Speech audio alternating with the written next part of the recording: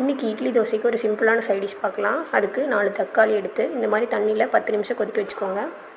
இப்போ கொதிக்க வச்சது ஒரு சட்டியில் மாற்றிக்கோங்க. அதை தண்ணி வடிகட்டிட்டு தக்காளி இந்த மாதிரி நல்லா கடைஞ்சிக்கோங்க.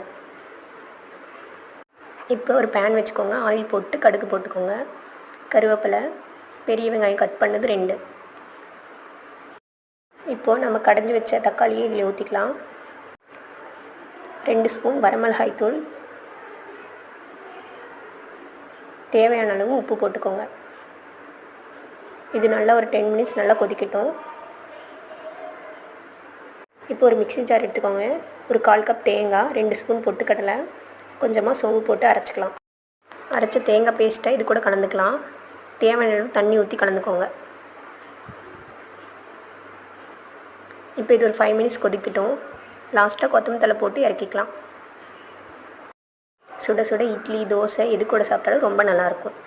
நீங்களும் இந்த மாதிரி செஞ்சு பாருங்கள். உங்கள் வீட்டில் எப்படி செய்வீங்கன்னு கமெண்ட் பண்ணுங்கள். சப்ஸ்கிரைப் பண்ணிக்கோங்க.